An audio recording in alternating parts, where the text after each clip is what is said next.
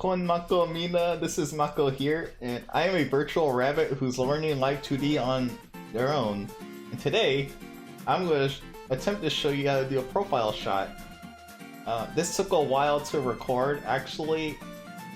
Some footage is going to be different because after I finish recording something, my file will get corrupted, so I have to like re-record, re-rig.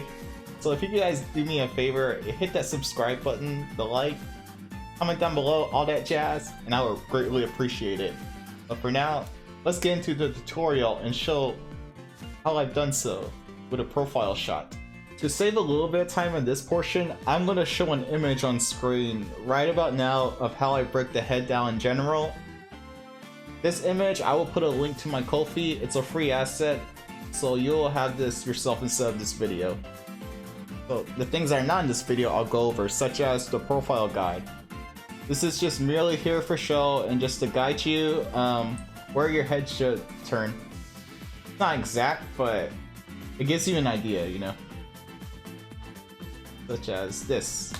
I'm recording this right after I did the turning, so that's why it's a little bit different. Another thing you're gonna want is you're gonna want some kind of mask to cover one of your nose lines as you turn. It's just to help give it that seamless transition. Or at least a good transition. Like such. And the most important thing, a fill color of the position you have your profile shot for your nose. Make it appear out in the layer as such. These go into the mesh as we add it to the parameter, or that makes sense. Basically, these are on the perimeter in the mesh. There's no warp deformer. And that's overall pretty much it. To start off with adding mesh, we're going to select our headliner and our head fill layers, and we're going to the mesh edit menu. You do so by just double clicking as soon as you select both of them. Now your mesh should look something like this. I've done it off screen, so if you do mess up in certain places, you can adjust after you add everything in. Then we're going to glue it together. We add mesh like this in order to help things like form together as we turn. As for the nose, it's pretty much just straightforward. It should look something like this. This piece and the piece that I have hidden behind a lime mask. Let me just lift that up. There you go. The little green dots, I just use the deform path edit tool in order to just help things curve a lot better. So that's why those are there, of course. Everything else for this video's sake, I have it as a standard mesh, but I do have a certain way I rig my eyelashes and just overall everything in general to help things look, you know, 3D. So we have our mesh, we have our deformers ready. What we're gonna do is we're gonna put in our head X already here. I'm gonna select everything. For these, just as a placeholder for now, we're gonna have these be our 45-degree angles. And after that, after we've done so, I want you to select everything.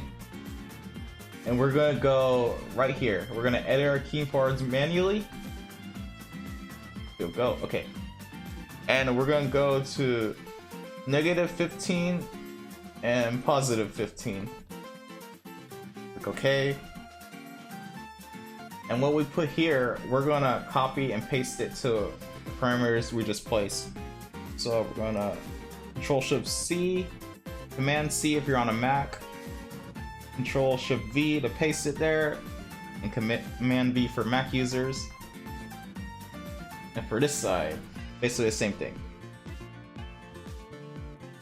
These end portions is going to be where the actual profile takes place. Okay, so we have our guides. We haven't touched our guides. Our guides are just there to help us do the profile shot. As we do so, we're gonna go here. We want to select everything, and we want the head so far to at least overlap our guide slightly. So that's what I'm gonna try to do. Hold shift to get be proportional.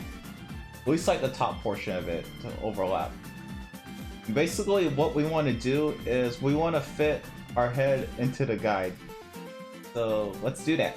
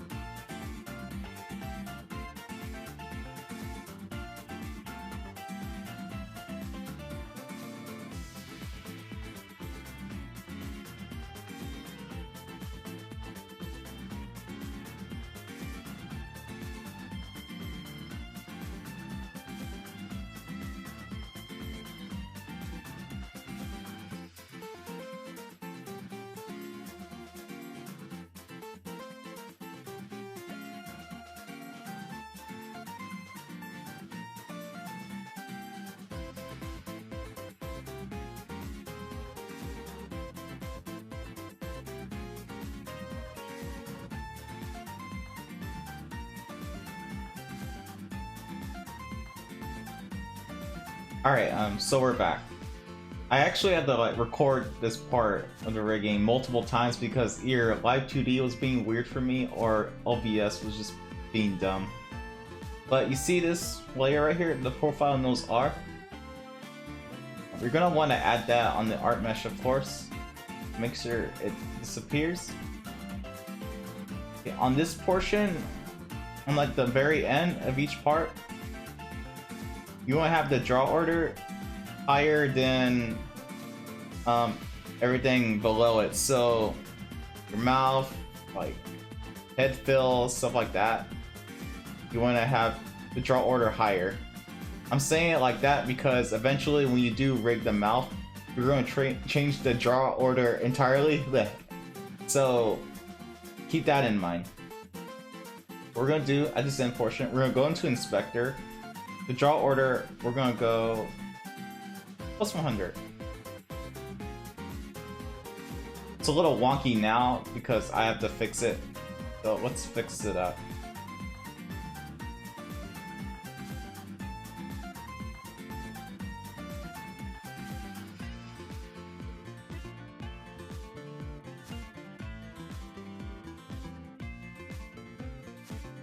Might want to fix in your eye as well.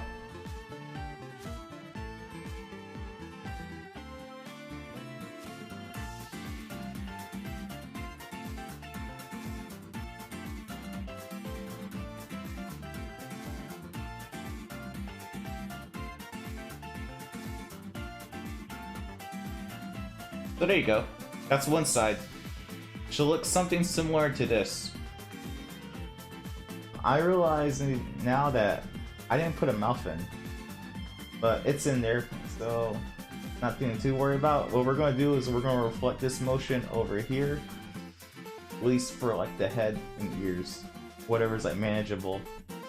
So what I'm going to do is, I'm not going to do the eyes or eyebrows. We're just going to do that one manually because I've tried reflecting it and it just looks weird when I do so.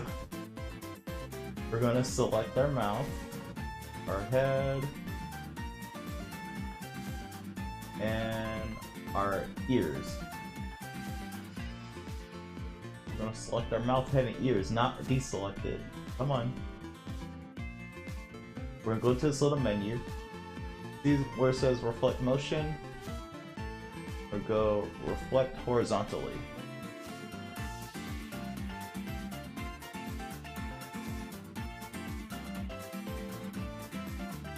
Okay, it's gonna look a little bit off, but all you really have to do is just adjust what's inside the circle, or in the guide. The circle for some reason there.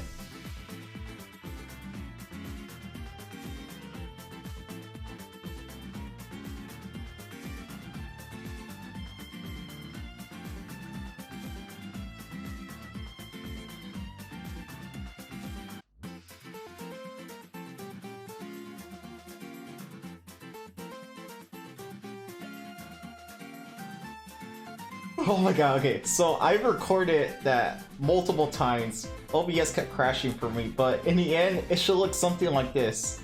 I'd like to mention, make sure your nose lines are the same draw order as your profile nose as you turn to this angle. But here we go. You got the profile shot, the X turn. As for the Y turn, I'm not sure if I want to do it yet, maybe later down the line, but again, if you like what you see, make sure you subscribe, comment down below, hit the buttons. If you have anything to contribute that will help this process, please do. I really would appreciate it. I'm pretty sure a lot of people would as well. So, as we end, this is Mako signing off, and I'll see you guys next time. Mako ne! Bye bye!